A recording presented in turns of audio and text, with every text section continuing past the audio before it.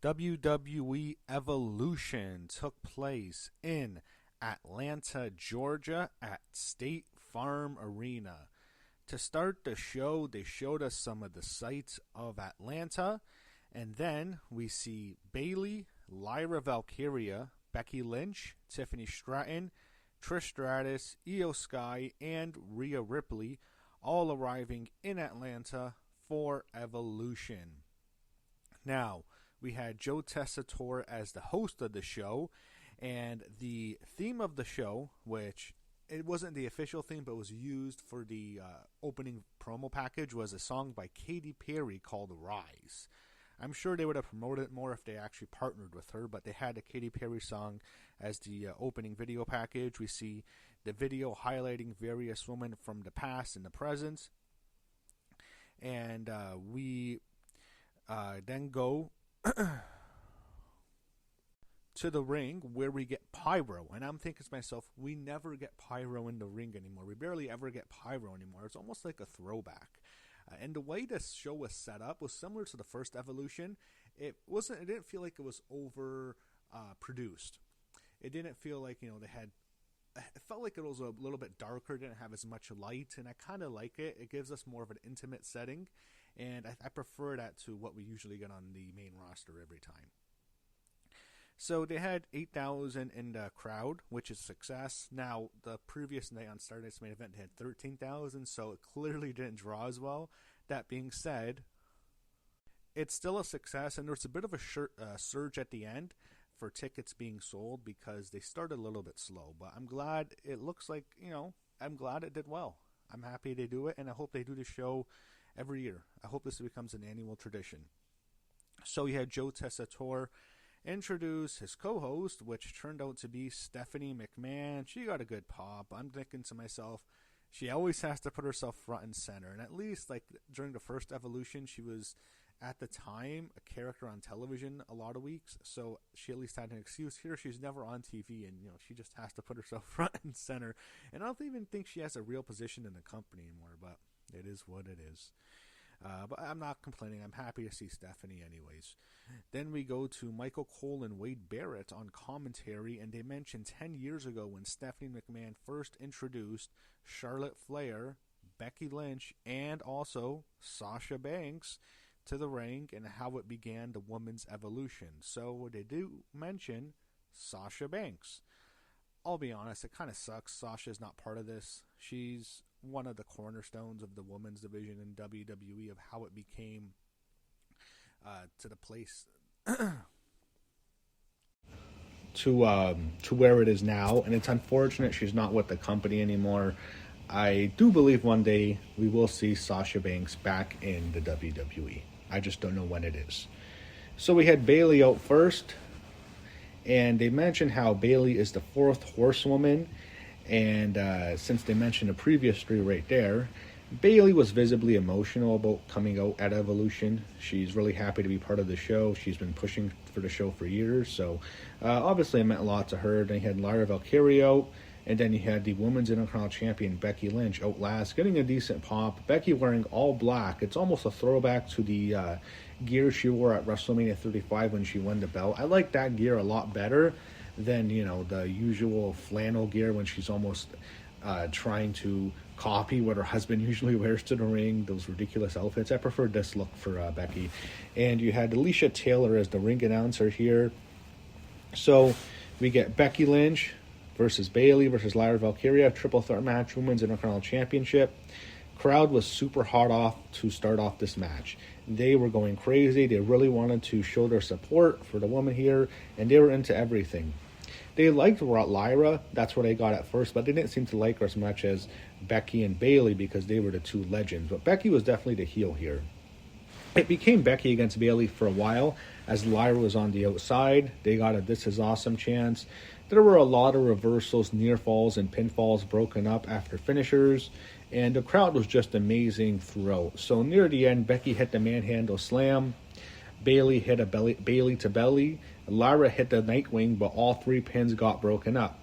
Finally, Bayley hits the roast plant onto Lyra Valkyria and was pinning her, But Becky, in this really great way, this amazing counter, is she actually backslides Bayley as Bayley was pinning Lyra, and Becky actually pins Bayley, and she retains her Women's Intercontinental Championship in a great finish. And now Becky Lynch is 2-0 at Evolution as she celebrates retaining her Intercontinental Championship.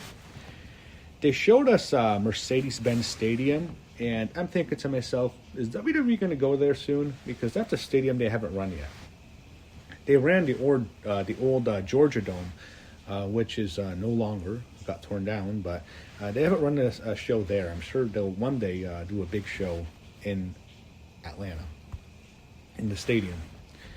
We see Ava in the crowd, NXT General Manager, then we see Mark Henry, and then we have Vicky Guerrero in the crowd as well, doing the excuse me gimmick. She's has the mic and she's doing the excuse me, and it took her a while, but she got some heat.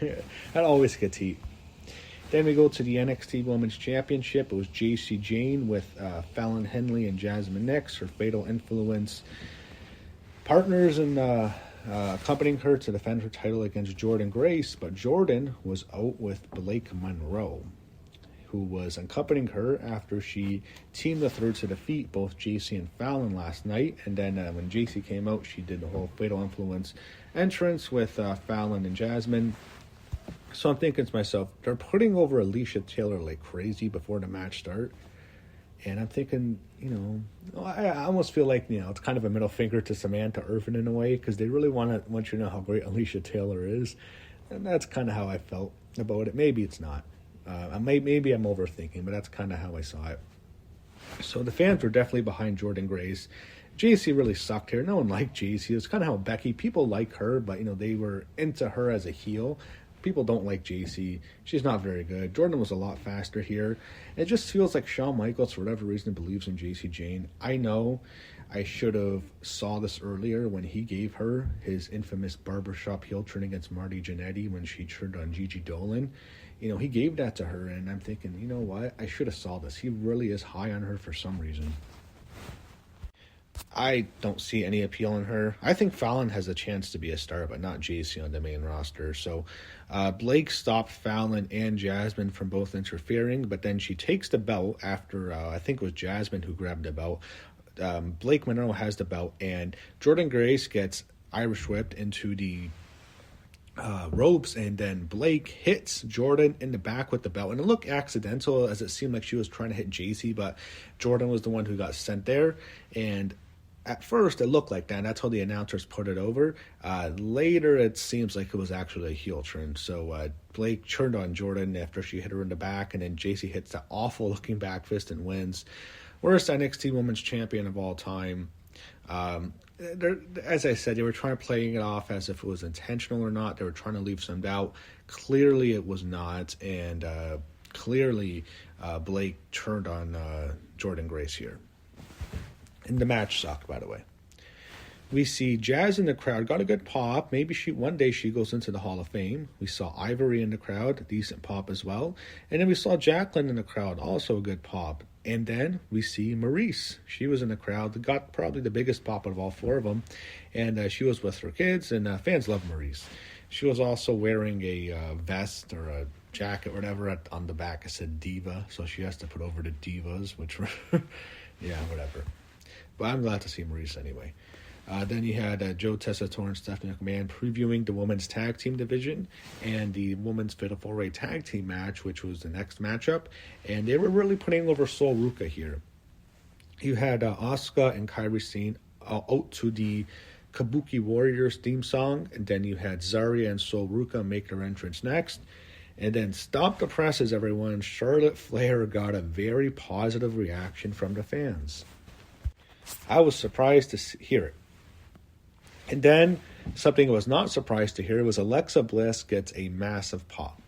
We need to start calling this the Bliss pop. This woman is super over. No matter what city, everyone loves Alexa Bliss. And they were starting to get over as a team. And Charlotte, it seems like Alexa Bliss has given her new life. And being associated with Alexa has made the fans like Charlotte Flair again. And then you had Raquel Rodriguez and Roxanne Perez with that awful theme music that Judgment Day has. I wish they'd change it, but they were coming out representing Judgment Day. Of course, Roxanne Perez, Women's Intercontinental Champion, with Raquel Rodriguez after Liv Morgan was injured, and there was no Liv Morgan here, which was unfortunate. They got a role for Bianca. She was part of the show, but I thought they can get something for Liv because she's been almost a cornerstone of the women's division the last year, but no Liv Morgan on this show. Not even, they mentioned her, but there was like no sight of her. I thought she at least maybe would make an appearance backstage or something. None. So we get the women's Fatal 4-Way Tag Team match for the WWE Women's Tag Team Championship. Judgment Day, Raquel Rodriguez defending against Sol Ruca and Zarya, Asuka and Kairi Sane, who are the Kabuki Warriors, and the new tag team of Charlotte Flair and Alexa Bliss. So I heard, I'm still shocked, we want Charlotte chants from this crowd. They loved her for some reason. Maybe this sticks. Hopefully, for Charlotte's sake, this becomes the new norm, and Alexa Bliss has given her new life. Speaking of which, Alexa got a big pop when she tagged in. Everyone loves her. We all know how popular she is. But then they got the heat on Alexa. It seemed like all three teams were just beating up on Alexa until she finally made the hot tag to Charlotte Flair, who just got a huge pop. Charlotte cleans house. She saved Alexa in probably one of the best spots of the whole match. End of the night, actually. I like this spot a lot. Zarya is just ready to kill Alexa Bliss, and Zarya is huge, and Alexa is so tiny, so she just looks like she's going to break Alexa in half. But Charlotte saves Alexa from a spear, and Zarya accidentally hits her own tag team partner, Sol Ruca. You had everyone hitting their finishers. Alexa hit the Sister Abigail DDT. There was the Soul Snatcher by Sol Ruca, which some people don't like the move. I just think it looks really cool. Then you had, practically all the finishers being hit here. Raquel Rodriguez then powerbombs Alexa Bliss. And this was a scary spot for Alexa because she's so small, but she picks up Alexa, and Raquel, of course, is huge, and Alexa's, so small, so she's up on a big height here because Raquel's the tallest woman on the whole roster, or maybe her or Jade, and she has Alexa in a powerbomb, and she powerbombs Alexa Bliss onto the outside, so over the top rope. Alexa lands on a few women, and it looked nasty. It was probably the scariest bump Alexa Bliss has ever taken. And then Raquel Rodriguez is looking dominant here. She then takes Sol Ruca and just hits the Tejana Brahm onto Sol Ruca, pins Sol, 1, 2, 3, NXT Women's Champion defeated by Raquel Rodriguez. I was fine with it because they kept explaining in the match that Sol Ruca has had 3 matches in the last 48 hours, so that actually makes really good sense here because in a way they're almost protecting her. So her getting pinned was actually the right move. She was exhausted. 3 matches, 48 hours, yeah. That does that to you. Match was good. I thought it was a good tag match. It just didn't get enough time. I thought 5 more minutes this match would have been great. In some ways, I almost felt like a really good match you'd see on SmackDown some weeks. But if they got a few more minutes, this could have been great. But I still thought it was a good match. And they put over Raquel Rodriguez and Roxanne Perez, and they are still women's tag team champs. And they mentioned Liv Morgan of what she would think. So that's how much they mentioned Liv. But unfortunately, we didn't see her last night. Tori Wilson was in the crowd. She got a good pop. And then we saw Melina in the crowd, another good pop. And then Molly Holly, who is still working with WWE, gets a good pop from the crowd as well. Stephanie brings up Liv Morgan as she's talking to Joe Tessitore. They're hyping her return. I'd love to see Roxanne and Liv. I think that'd actually be a really good program with maybe Liv as Rhea Ripley in her role and then Roxanne Perez and Liv Morgan's old role. Then they talk about Joe and Stephanie talk about Trish and Tiffany, which is up next. We go to the WWE Women's Championship. Tiffany Stratton defending against Trish Stratus. Trish got a decent pop. Tiffany got a better pop a little bit. And Trish got the You Still Got It chance. At first it was more of a Tiffany crowd, but as the match went on, they got more into Trish because they a lot of them grew up with her and a lot of them respect her a lot. And crowd wasn't super hot as it was for other matches, but they were into this. Trish did some of her signature moves. Tiffany kicked out a Stratus faction. Trish, I think also she hit that move, that headstand move and then the chick kick, but then she hit the Stratus faction and Tiffany kicked out. Trish then went for her best friend Lita, who was not even on the show. No mention of Lita. That was kind of weird. I don't know what her relationship is with the company, but there was no mention of Lita here. She actually hit the. I'm surprised we had mention of Sasha Banks. More mentions of Sasha Banks than Lita. That's surprising. But Trish hit the moonsault, Lita's moonsault. They mentioned it's her best friend's moonsault, but Tiffany countered it, and then Tiffany hits an Alabama slam, and then Tiffany hits the prettiest moonsault ever, pins Trish Stratus 1, 2, 3. Match was almost similar to Gunther versus Goldberg, what I expected it to be in a way. I actually probably kind of preferred last night's main event a little bit to this, but this was similar to that. The veteran had her moment, but then she went down in the end. That's same thing as last night. Fans chanted "Thank you, Trish" after the match. It was after Tiffany left. Trish posed for the crowd. I assume she's retired for real, but you never know with Trish. They always kind of bring her back. It was kind of similar in a way to when she had that last match with Charlotte at SummerSlam several years back, but then she did come back. So I don't know, but if this is it, hey, it's a good way to go out. She puts over Tiffany Stratton, who's mostly compared to her, and Tiffany is still your WWE Women's Champion. They show a lunge or Blaze in the crowd, but they introduced her as Medusa, which I actually kind of preferred. She is Medusa. And then they also showed her WrestleMania 10 opponent, Leilani Kai, in attendance as well at Evolution. Then we go to a no-holds-barred match with Bianca Belair as special guest referee, Jade Cargill against Naomi, and the blow-off match, which at how the show ended, this was clearly the blow-off match. Bianca got a good pop, and I'm glad to hear that because she was getting some boos during WrestleMania season when she got hurt at the show, but they were into her. They really like Bianca. I'm glad that she's at least getting some role on the show because, as I said, last few years, it's been her probably as the number 2 female star behind Rhea Ripley in this division. So I'm glad Bianca was part of the show. Naomi actually got a positive reception, and then Jade Cargill came out next. So you had steps used, kendo sticks, the Jade brought out a table. You had chairs and trash cans also introduced here. You had a toolbox brought in, which Jade, I think, tried to crush Naomi, but Naomi rolled out of the way. A chain was used, I believe, against Jade. Naomi gets kicked with a trash can that Jade put over her head. And then Naomi got the heel heat for a while when she drop kicks Jade into a TV monitor under the announce table. It was basically an LED board, and there was actually a spark.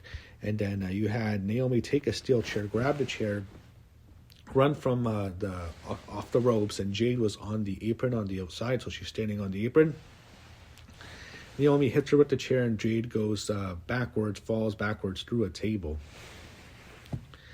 And then near the end of the match, Jade is on the table. Naomi's going to finish her off with a split-legged moonsault, but Jade has a chair, which Naomi put on her, and she hits Naomi in the back with the chair. Jade goes to the top rope, hits Jade from the top rope through a table, and that was a good spot. And that was it. She pins Naomi 1, 2, 3, and Jade Cargill vanquishes Naomi, at least for her sake. And she defeats her, pins Naomi again, just like she pinned her at WrestleMania, and wins the feud. A definitive victory for Jade Cargill as she vanquishes Naomi. As I said, maybe on SmackDown. She vanquished her on SmackDown. Yeah, we'll get more into that later. But Jade definitely wins the feud. Bianca Belair raised Jade's hand, and they teased some tension there. So I assume when Bianca's back, that's the next feud. They announced a gauntlet match for Raw. Winner faces Gunther at SummerSlam. And also, speaking of the men's division, we don't know about Seth Rollins' injury yet. He's going for an MRI, I believe, today on Monday. So I wish the best for Seth, but that looked really bad last night. You had Nikki Bella out to a big pop to start off the Women's Battle Royal. She was the first one introduced. Fans loved her. Then you had Chelsea Green and the Secret Service out. Unfortunately, they're not getting the same reception they did a couple months ago when Chelsea was champ. Natalia was out next. So then you had Natalia out, followed by Maxine Dupree. We also have Jada Parker, Lash Legend, Lola Vice, Lena Vega, Kalani Jordan, who seem to be cosplaying as Princess Leia. And you had Tatum Paxley and Izzy Dame come out. B-Fab, and when they first showed B-Fab, I thought, oh, that's Carmella. Fabulous. Oh, I know, it's B-Fab. She does the whole fabulous gimmick like Carmella used to. Carmella's pregnant, so she's not going to be there. Then you had Mishin, Ivy Nile, Candice LeRae, Nia Jax. Then we had Stephanie Vaquer coming out to a big pop. Everyone loves Stephanie Vaquer. And then the last one out was the Women's United States Champion, Giulia, who it's weird. When Giulia first comes out, you hear nothing, but then it seems like once they show her name, she gets some sort of pop. But yeah, it's just been so obvious since they came on to NXT together. Stephanie Vaquer has just become such a much bigger star than Giulia has, and everyone thought the opposite would happen. But I'm still happy Giulia's U.S. champion. Hopefully they do more with her. Then you had the Battle Royal. Winner gets a World Championship match in Clash in Paris. So Kalani Jordan got the Kofi Kingston spot where she saves herself, and she did a handstand. She walked on her hands and got back in the ring. Giulia and Stephanie had a bit of a showcase that they had to stare down early in the match. I thought to myself, oh, that's not good, because I thought it would come down to the two of them at the end, but because they did it so early in the match, it probably seemed like that wasn't going to happen. Michael Cole kept calling Candice LeRae Candice Michelle, which I thought was actually pretty funny. There was no Candice Michelle. She wasn't in the crowd, but I actually thought that was kind of funny. He had Nia Jax eliminate all the NXT girls except for Jada Parker. I believe Mishin and B-Fab took out Jada, which got some boos. Zelina Vega had to eliminate Giulia. I thought, why? I guess the feud has to continue in a way because it's something for Giulia to do. But I mean, everyone knows Giulia's just going to beat her again. But Zelina Vega did eliminate Giulia, which was a bit of a surprise. The match really sucked at this point. It got a little bit better near the end. So Stephanie Vaquer finally hit the Devil's Kiss, got a huge pop from the crowd onto Chelsea Green. Nikki Bella hit her rack attack onto Chelsea and eliminated her. Lash Legend was the one who eliminated Nikki Bella as she was on the apron. And then you had Stephanie Vaquer and Lash Legend both eliminate Nia Jax. And then it came down to Stephanie and Lash, and they both went over the top rope, and they were both on the apron. And Stephanie, in probably one of the best finishes I've seen for a Battle Royal in the last few years, she eliminates Lash Legend after hitting the Devil's Kiss on the apron. And that was such a great finish. And the match itself wasn't very good at all. It was actually kind of bad at a lot of points, but the finish was actually cool and almost saved it. So Stephanie Vaquer wins. She is going to Clash in Paris. You had Stephanie McMahon in the ring asking Stephanie Vaquer, Stephanie, a question in Spanish, which I thought, all right, Stephanie has to speak in Spanish, whatever. And then Stephanie Vaquer answers in Spanish and answers in English. She says, thank you to Stephanie McMahon and all the women who paved the way for her. As I said earlier, she is now going to Paris. We get the main event video package. Rhea Ripley was out to a big pop, and then Io Sky was also out to a good pop. Not as big as Rhea's, but the crowd reaction in this match really surprised me. So at first, there's dueling chants to start off as we have the Women's World Championship on the line. Io Sky defending against Rhea Ripley in the main event. Fans are into both of them. But I was surprised to see a split crowd. I thought Io would get some support, but I thought this was going to be like an 80-20 Rhea crowd. Turned out to be about a 60-40 Io crowd, which was a surprise. So you had, I think it's just a testament to how good Io Sky is and how much the fans like her. She's just a natural babyface, and she's very likable. And even though Rhea, who's still like the most over woman, it just shows you how good of a face Io is and how much people really are into her. And I hope at the end, the conclusion, which we'll get to later, I still hope they have a lot to do for her, because I know Rhea's going to have something to do. I don't know what they're going to do with Io. The story early is Io having Rhea's number. She countered Rhea a lot. There was a really good DDT she hit onto Rhea Ripley. Rhea then took control later. Io, as I said, a natural, lovable babyface, but Rhea was almost working as a heel. She was definitely getting some boos here, which was a surprise. She's been like one of the most over wrestlers on the whole roster, whether it's a female or a male. Then you had Rhea.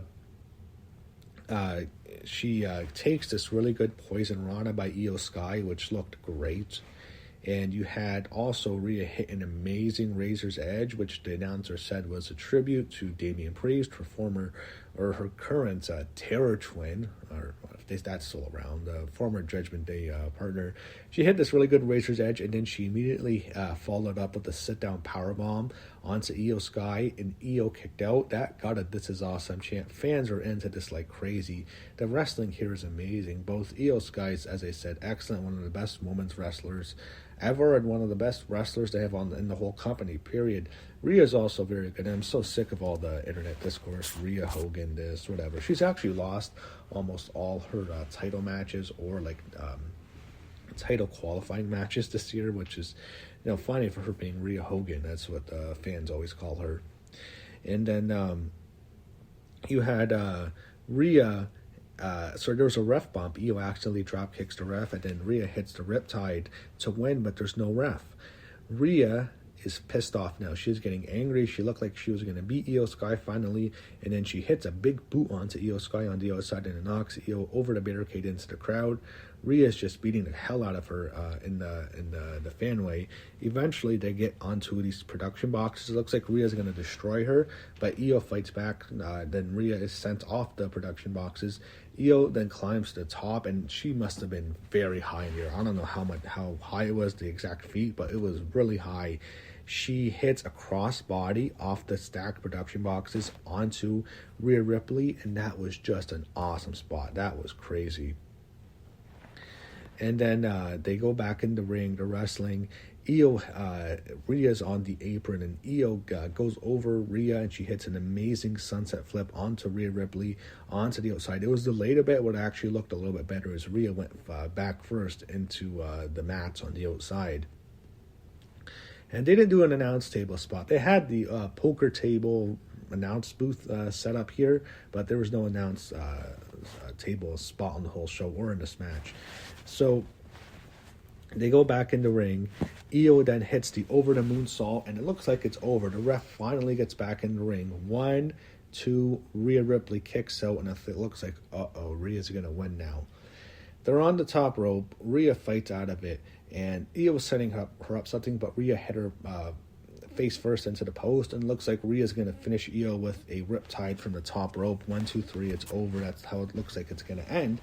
But Io counters into a Spanish flynet, and right when I saw that both of them are out, they're not moving, I immediately knew what was going to happen. Naomi's music hits. She just sprints down to the ring, cashes in immediately, throws out Rhea. I think she hit her with the briefcase. I'm not sure, but I think actually she just threw Rhea out of the ring. Then the Money in the Bank briefcase is cashed in. Naomi hits a split-legged moonsault onto the champion, Io Sky. 1, 2, 3. Naomi's her new champion. Match was still amazing. One of the best women's matches of all time with Rhea and Io. But Naomi's champion. She celebrates as the new WWE's Women's Champion. Not a big fan. I don't know what they're doing with Io next, because Io, she'll still be involved in a way, but they might do like a triple threat at SummerSlam. But I know where they're going here. It's going to be Rhea chasing Naomi for a few months, and then Rhea's going to beat Naomi to win the women's title, the women's world title. And they say Naomi was WWE Women's Champion. She's a new women's world champion. But I can see Rhea defeating Naomi for the women's world championship at the Crown Jewel show, which is in Australia this year. So that's where I think they're going with Rhea. But I don't know where Io goes from here. But that's how Evolution ended. Naomi, your new women's world champion. Not a huge fan, to be honest, but we'll see where they go from here. Naomi was on Raw. The feud with Jade's over. Jade won decisively, but that's how the show ended.